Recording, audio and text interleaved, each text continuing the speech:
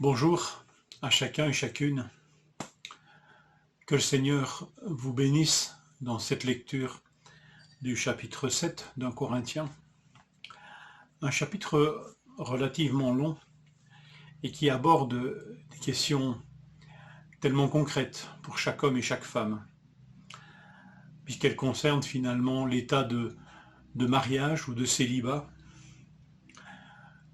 des questions telles que la séparation, le divorce, des questions telles que « et si mon conjoint n'est pas croyant, n'est pas chrétien, que faire ?» Et les veuves, et ceux qui ne sont pas encore mariés, toutes ces questions préoccupaient les Corinthiens à leur époque. Et je crois que ces questions traversent encore nos sociétés aujourd'hui. Alors, je lis avec vous le verset 7 du chapitre 7. Je voudrais que tous soient comme moi, mais chacun tient de Dieu un don particulier, l'un d'une manière, l'autre d'une autre.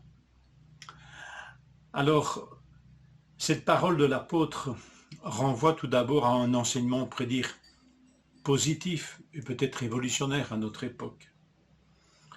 C'est que l'état de célibataire n'est pas un état incongru, n'est pas un état anormal. Le chapitre 7 commence d'ailleurs par une phrase. Bon, Paul rappelle que cette lettre aux Corinthiens est une vraie lettre, avec des demandes et des questionnements envoyés par écrit à l'apôtre.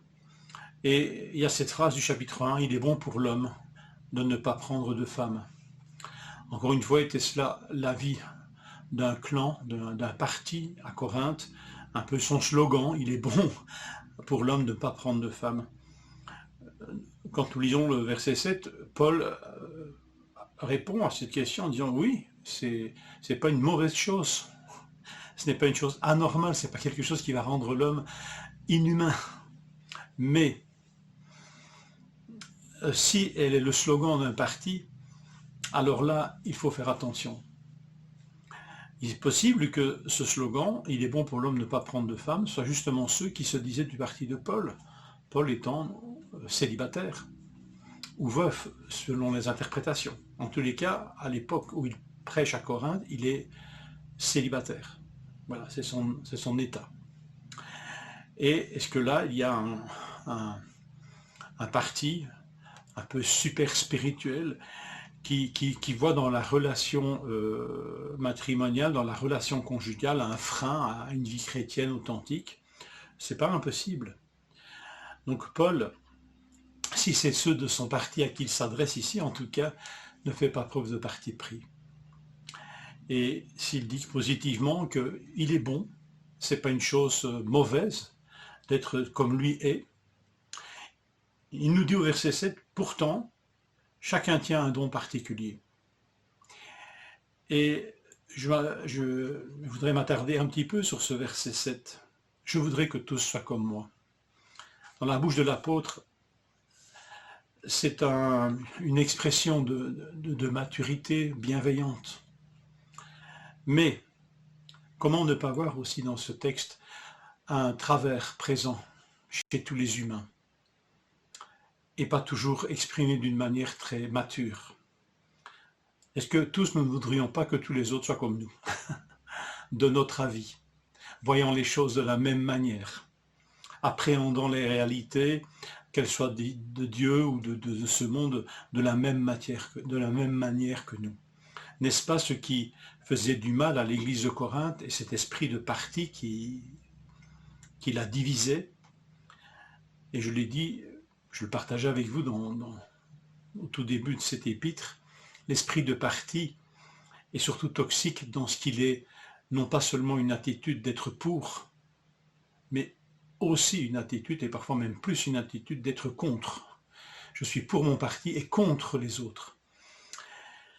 Et le verset 7 ici peut être une fraternelle mise en garde, que le Seigneur nous forme le caractère et que nous puissions déceler parfois en nous ce travers qui fait que je voudrais que tous les autres soient comme moi. Et finalement, voyez-vous l'aspect toxique de cette formulation, si elle est bien intégrée à notre manière d'être, c'est que je deviens la norme par laquelle je juge les autres. Or la norme, bien sûr, ce n'est pas nous. Et Paul le dit bien sûr dans la deuxième partie de ce verset, chacun tient de Dieu un don particulier, l'un d'une manière, l'autre d'une autre. Donc l'Église n'est pas une dynamique du contre, mais une dynamique du plus. Béni soit Dieu de ce que mon frère ou ma sœur tient un don particulier que moi je n'ai pas, mais qui va nous permettre de le servir, de servir Dieu ensemble. Alors que le Seigneur visite nos cœurs et qu'il nous donne de veiller sur nous particulièrement.